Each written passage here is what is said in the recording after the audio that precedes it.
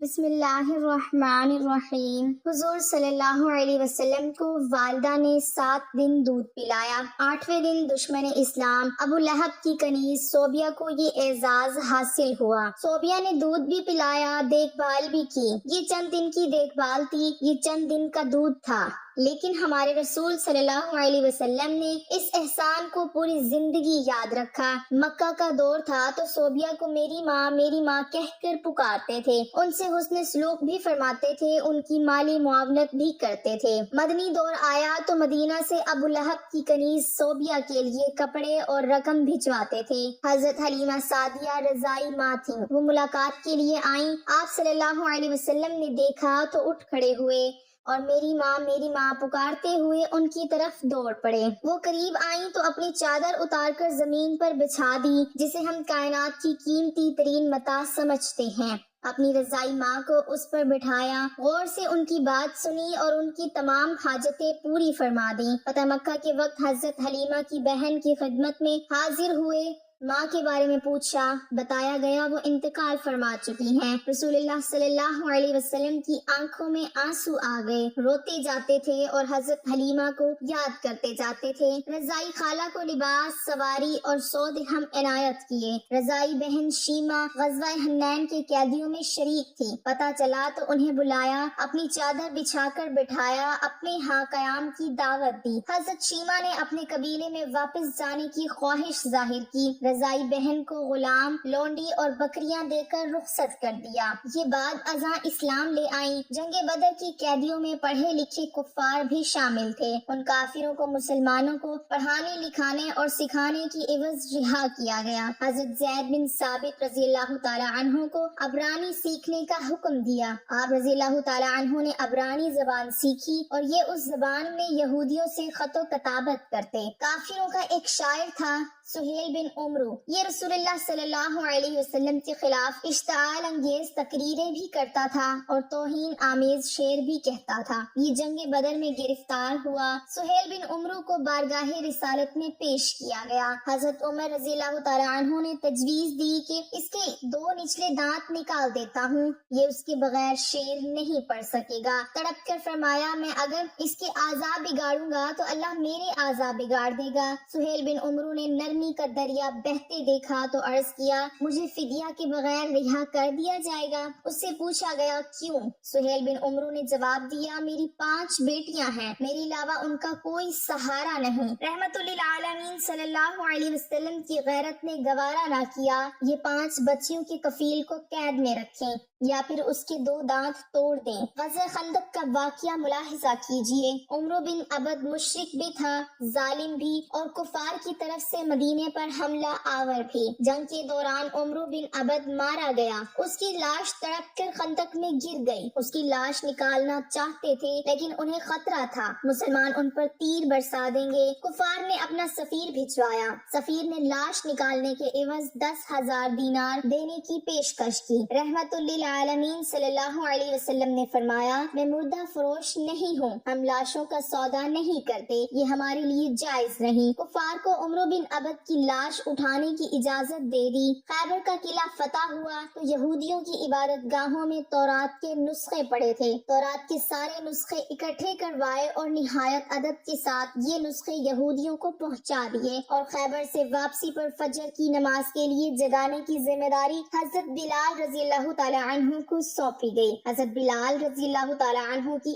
آنکھ لگ گئی، سورج نکل آیا تو قافلے کی آنکھ کھلی۔ رسول اللہ صلی اللہ علیہ وسلم نے حضرت بلال رضی اللہ تعالی عنہ سے فرمایا، بلال آپ نے یہ کیا کیا؟ حضرت بلال رضی اللہ تعالی عنہ نے عرض کیا، یا رسول اللہ صلی اللہ علیہ وسلم، جس ذات نے آپ کو سلایا اس نے مجھے بھی سلا دیا۔ تبسم فرمایا اور حکم دیا، تم آذان دو۔ آذان دی گئی، آپ صلی اللہ علیہ وسلم نے نماز ادا کروائی اور پھر فرمایا، تم جب نماز بھول جاؤ تو پھر جس وقت یاد آئے اسی وقت پڑھ لو، یہ ہے شریعت۔ حضرت حذیفہ بن یمان رضی اللہ تعالی عنہ سفر کر رہے تھے، کفار جنگ بدر کے لیے مکہ سے نکلے۔ کفار نے راستے میں حضرت حذیفہ رضی اللہ تعالی عنہ کو گرفتار کر لیا۔ آپ سے پوچھا گیا آپ کہاں جا رہے ہیں؟ حضرت حذیفہ رضی اللہ تعالی عنہ نے عرض کیا مدینہ۔ کفار نے ان سے کہا آپ اگر وعدہ کرو آپ جنگ میں شریک نہیں ہوں گے تو ہم آپ کو چھوڑ دیتے ہیں۔ حضرت حذیفہ رضی اللہ تعالی عنہ نے وعدہ کر لیا۔ یہ اس کے بعد سیدھے مسلمانوں کے لشکر میں پہنچ گئے۔ مسلمانوں کو اس وقت مجاہدین کی ضرورت بھی تھی، جانوروں کی بھی اور ہتھیاروں کی بھی، لیکن جب حضرت حذیفہ رضی اللہ تعالی عنہ کے وعدے کے بارے میں علم ہوا تو مدینہ بھجوا دیا گیا اور فرمایا ہم کافروں سے معاہدے پورے کرتے ہیں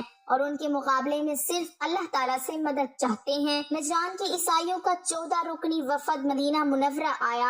رسول اللہ صلی اللہ علیہ وسلم نے عیسائی پادریوں کو نہ صرف ان کے روایتی لباس میں قبول فرمایا بلکہ انہیں مسجد نبوی صلی اللہ علیہ وسلم میں بھی ٹھہرایا اور انہیں ان کے عقیدے کے مطابق عبادت کرنے کی اجازت بھی دی۔ یہ عیسائی وفد جتنا عرصہ مدینے میں رہا یہ مسجد نبوی صلی اللہ علیہ وسلم میں مقیم رہا اور مشرق کی طرف منہ کر کے عبادت کرتا رہا۔ حضرت سعد بن عبادہ رضی اللہ تعالی عنہ نے فتح مکہ کے وقت مدنی ریاست کا جھنڈا اٹھا رکھا تھا۔ یہ مکہ میں داخل ہوتے وقت جذباتی ہو گئے اور انہوں نے ابو سفیان رضی اللہ تعالی عنہ سے فرمایا آج لڑائی کا دن ہے، آج کفار سے جی بھر کر انتقام لیا جائے۔ رحمت للعالمین صلی اللہ علیہ وسلم نے سنا تو ناراض ہو گئے اور حضرت سعد کے ہاتھ سے جھنڈا لیا، ان کے بیٹے قیس رضی اللہ تعالی عنہ کی سپرد کر دیا اور فرمایا نہیں آج لڑائی نہیں رحمت اور معاف کرنے کا دن ہے۔ مدینہ میں تھے تو مکہ میں قحط پڑ گیا۔ مدینہ سے رقم جمع کی،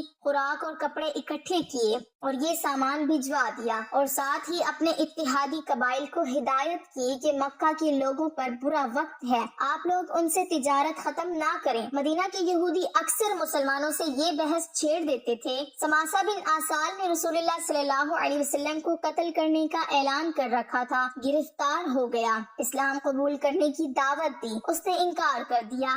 یہ 3 دن قید میں رہا، اسے 3 دن دعوت دی جاتی رہی، یہ مذہب بدلنے پر تیار نہ ہوا تو اسے چھوڑ دیا گیا۔ اس نے راستے میں غسل کیا، نیا لباس پہنا، آیا اور آپ صلی اللہ علیہ وسلم کے دست مبارک پر بیعت کر لی۔ ابو العاص بن ربیع رحمت للعالمین صلی اللہ علیہ وسلم کے داماد تھے۔ رسول اللہ صلی اللہ علیہ وسلم کی صاحبزادی حضرت زینب رضی اللہ تعالی عنہ ان کے عقد میں تھی۔ یہ کافر تھے، یہ تجارتی قافلے کے ساتھ شام سے واپس مکہ جا رہے تھے۔ مسلمانوں نے قافلے کا مال چھین لیا، یہ فرار ہو کر مدینہ آ گئے اور حضرت زینب رضی اللہ تعالی عنہ کے گھر پناہ لے لی۔ صاحبزادی مشورے کے لیے بارگاہ رسالت میں پیش ہو گئیں۔ رسول اللہ صلی اللہ علیہ وسلم نے فرمایا ابو العاص کی رہائش کا اچھا بندوبست کرو مگر وہ تمہارے قریب نہ آئے کیونکہ تم اس کے لیے حلال نہیں ہو۔ حضرت زینب رضی اللہ تعالی عنہ نے عرض کیا کہ ابو العاص اپنا مال واپس لینے آیا ہے۔ مال چھیننے والوں کو بلایا اور فرمایا گیا یہ مال غنیمت ہے اور تم اس کی حقدار ہو، لیکن اگر تم مہربانی کر کے ابو العاص کا مال واپس کر دو تو اللہ تبارک و تعالی تمہیں اجر دے گا۔ صحابہ کرام رضوان اللہ علیہم اجمعین نے مال فوراً واپس کر دیا۔ حضرت عائشہ صدیقہ رضی اللہ تعالی عنہا نے ایک دن رسول اللہ صلی اللہ علیہ وسلم سے پوچھا کہ زندگی کا مشکل ترین دن کون سا تھا؟